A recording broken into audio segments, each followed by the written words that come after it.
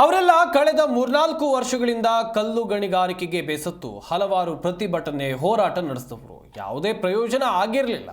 ನೇರವಾಗಿ ಕಲ್ಲು ಗಣಿಗಾರಿಕೆ ಸ್ಥಳದಲ್ಲಿ ಧರಣಿ ನಡೆಸಿದ್ರು ಸಮಸ್ಯೆ ಮಾತ್ರ ಬಗೆಹರಿದಿರಲಿಲ್ಲ. ಕಲ್ಲು ಗಣಿಗಾರಿಕೆ ನಿಲ್ಲಿಸೋಕೆ ಹೋದವರ ಮೇಲೆ ಪೊಲೀಸರು FIR ಅಸ್ತ್ರವನ್ನು ಕೂಡ ಪ್ರಯೋಗ ಮಾಡಿದ್ರು.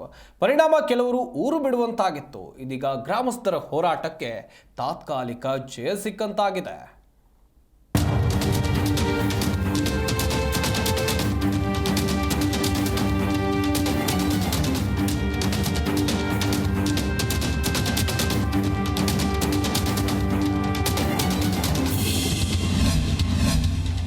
ರೈತರ ಅಹೋರಾತ್ರಿ ಧರಣಿಗೆ ತಾತ್ಕಾಲಿಕ ಜಯ. ಕೋಳಘಟ್ಟ ಗ್ರಾಮದ ಕಲ್ಲು ಗಣಿಗಾರಿಕೆಗೆ ಬ್ರೇಕ್. ಕಲ್ಪತರು ನಾಡು ತುಮಕೂರು ಜಿಲ್ಲೆಯಲ್ಲಿ ಕಲ್ಲು ಗಣಿಗಾರಿಕೆ ಹಾವಳಿಗೆ ಜನರು ಬೇಸತ್ತು ಹೋಗಿದ್ದಾರೆ.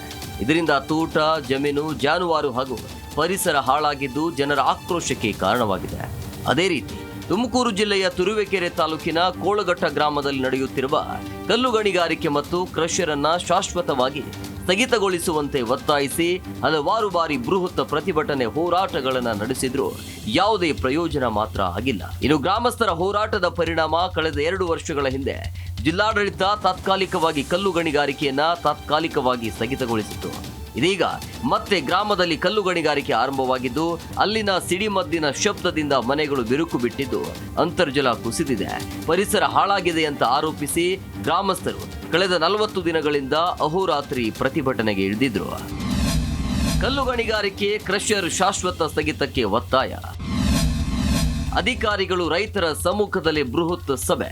ಇದೀಗ ತುರುವೇಕೆರೆ ತಾಲೂಕು ಕೋಳಘಟ್ಟ ಗ್ರಾಮದಲ್ಲಿ ನಡೆಯುತ್ತಿರುವ ಕಲ್ಲು ಗಣಿಗಾರಿಕೆ ಮತ್ತು ಜಲ್ಲಿ ಕ್ರಷರ್ ಸ್ಥಗಿತಗೊಳಿಸಬೇಕು ಅಂತ ಒತ್ತಾಯಿಸಿ ಗ್ರಾಮಸ್ಥರು, ರೈತ ಸಂಘ ಹಾಗೂ ಹಸಿರು ಸೇನೆ ನೇತೃತ್ವದಲ್ಲಿ ಕಳೆದ 40 ದಿನಗಳಿಂದ ನಡೆದ ಅಹೋರಾತ್ರಿ ಧರಣಿ ಹಿನ್ನೆಲೆ ಗ್ರಾಮಸ್ಥರು, ಸ್ಥಳೀಯರು, ಅಧಿಕಾರಿಗಳು ಹಾಗೂ ರೈತರ ಸಮ್ಮುಖದಲ್ಲಿ ಬೃಹತ್ ಬಹಿರಂಗ ಸಭೆಯನ್ನ ಹಮ್ಮಿಕೊಳ್ಳಲಾಗಿತ್ತು. ಇದು ಅಕ್ರಮ ಗಣಿಗಾರಿಕೆ ಏನು ನಡೀತಾ ಇತ್ತು, ಈ ಗಣಿಗಾರಿಕೆಯಿಂದ ರೈತರಿಗೆ ತುಂಬ ಬಾಧೆಗಳಾಗಿತ್ತು. ಈ ಮೂಲಕ ಸರ್ಕಾರಕ್ಕೆ ಪದೇ ಪದೇ ರೈತರು ಹೇಳ್ತಲೇ ಬಂದರು. ಮತ್ತು ಸರ್ಕಾರಿ ಗೋಮಾಳ ಇರ್ತಕ್ಕಂಥದ್ದು ಜಾನುವಾರುಗಳಿಗೆ, ಈ ಗೋಮಾಳವನ್ನು ಈಗ ಅಕ್ರಮ ಗಣಿಗಾರಿಕೆಗೆ ಬಳಕೆ ಮಾಡೋದಾದರೆ ಎಷ್ಟು ಸರಿ, ಮತ್ತು ಗೋಮಾಳ ಆಗಿ ಉಳಿಸುವಂಥ ಕೆಲಸವನ್ನು ಸರ್ಕಾರ ಮಾಡಬೇಕು. ಇದಷ್ಟೇ ಅಲ್ಲದೆ ಗ್ರಾಮದಲ್ಲಿ ಕಲ್ಲು ಗಣಿಗಾರಿಕೆ ವಿರೋಧಿಸಿದವರ ಮೇಲೆ ಪೊಲೀಸರು ಹೋರಾಟವನ್ನು ಹತ್ತಿಕ್ಕಲು FIR ಅಸ್ತ್ರವನ್ನು ಪ್ರಯೋಗಿಸಿದ್ದಾರೆ. ಎಲ್ಲವೂ ಸುಳ್ಳು ದೂರುಗಳಾಗಿದ್ದು ಇದರಿಂದ ಕೆಲವರು ಊರು ಬಿಟ್ಟು ಪರಾರಿಯಾಗುವ ಪರಿಸ್ಥಿತಿ ನಿರ್ಮಾಣ ಆಗಿತ್ತು ಅಂತ ಹೇಳಲಾಗ್ತಿದೆ. ಜೊತೆಗೆ ಇದರಿಂದ ಮಕ್ಕಳ ವಿದ್ಯಾಭ್ಯಾಸವು ಹಾಳಾಗಿದೆ, ಯುವಕರು ಸರ್ಕಾರಿ ಉದ್ಯೋಗಿಗಳಿಂದ ವಂಚಿತರಾಗುವ ಪರಿಸ್ಥಿತಿ ನಿರ್ಮಾಣ ಆಗಿದೆ ಅಂತ ತಮ್ಮ ಅಳಲನ್ನ ತೋಡಿಕೊಳ್ತಾರೆ ಗ್ರಾಮಸ್ಥರು. ಅಂತ ಮಾಡಿ ಇವಾಗ ನಾನು BPED ಆಗಿದೆ. ನಂದು BPED ಆಗಿ ಎಜುಕೇಷನ್ ಮಾಡಿ ಅವತ್ತೊಂದು ಟೂರ್ನಮೆಂಟ್, ಕಬಡ್ಡಿ ಪ್ಲೇಯರ್. ನಾನು ಒಂದು ಟೂರ್ನಮೆಂಟ್ ಮುಗಿಸ್ಕೊಂಡು ಬಂದೆ. ಟೂರ್ನಮೆಂಟ್ ಮುಗಿಸ್ಕೊಂಡು ಬಂದ ತಕ್ಷಣವೇ ಈಗ ನಮ್ಮ ತಂದೆ ತಾಯಿಗಳು ಹೋರಾಟದಲ್ಲಿದ್ದಾಗ ಬಂದ ತಕ್ಷಣವೇ ಸುಮ್ಮನೆ ಗಲಾಟೆ ಆಗಿದೆ. ಕೂತಿದ್ದವ್ರ ಮೇಲೆ ಕೇಸ್ ಆಗಿರೋದು. ಸುಮ್ಮನೆ FIR ಫೈಲ್ ಮಾಡ್ತೀವಿ. ಇದು ಸುಮಾರು ಸಲ ನಮ್ಮ ತಂದೆಯವ್ರಿಗೂ ನಮ್ಮ ಚಿಕ್ಕಪ್ಪದಿರಿಗೆ ಎಲ್ಲ ವಾರ್ನ್ ಮಾಡಿದಾರಂತೆ. ಯಾರು PSI ಅಲ್ವಣ? FIR ಹಾಕಿಸ್ತೀವಿ, ನಿಮ್ಮ ರೌಡಿ ಶೆಟರ್ ಬುಕ್ ಮಾಡ್ತೀವಿ, ಆ ಥರ ಎಲ್ಲ. ನಮ್ಮ ಚಿಕ್ಕಪ್ಪ, ನಮ್ಮ ತಂದೆ ತಾಯಿಗಳು ಇವರೆಲ್ಲ ನಮ್ಮ ರಿಲೇಷನ್ಸ್ ಆಲ್ಮೋಸ್ಟ್ ಅಲ್ಲ. ಯಾರು ಮುಂದೆ ಹೋರಾಟಕ್ಕೆ ಹೋಗ್ತಾರೆ ಅವ್ರಗಳ ಮೇಲೆ FIR ಫೈಲ್ ಮಾಡ್ತೀವಿ.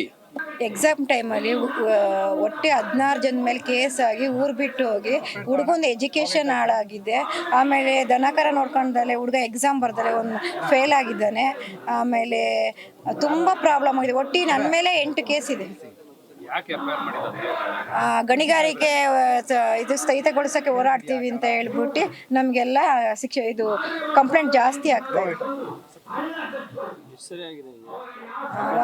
ಇಲ್ಲ 7 ಸರಿ ಆಗಿದೆ ನನ್ನ ಮೇಲೆ.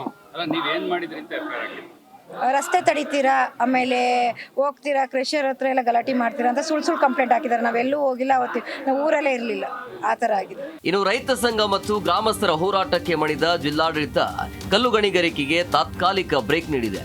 ಇದರಿಂದ ಕಳೆದ 40 ದಿನಗಳಿಂದ ನಡೆಯುತ್ತಿದ್ದ ಅಹೋರಾತ್ರಿ ಧರಣಿಯನ್ನ ಕೈ ಬಿಡುವಂತೆ ರೈತ ಸಂಘದ ರಾಜ್ಯಾಧ್ಯಕ್ಷ ಮನವಿ ಮಾಡಿದ್ದು, ಗ್ರಾಮಸ್ಥರು ಅಹೋರಾತ್ರಿ ಧರಣಿ ಕೈಬಿಟ್ಟು ಕಲ್ಲು ಗಣಿಗಾರಿಕೆ ಸ್ಥಗಿತಗೊಳಿಸುವಂತೆ ಪಟ್ಟು ಹಿಡಿದಿದ್ದಾರೆ.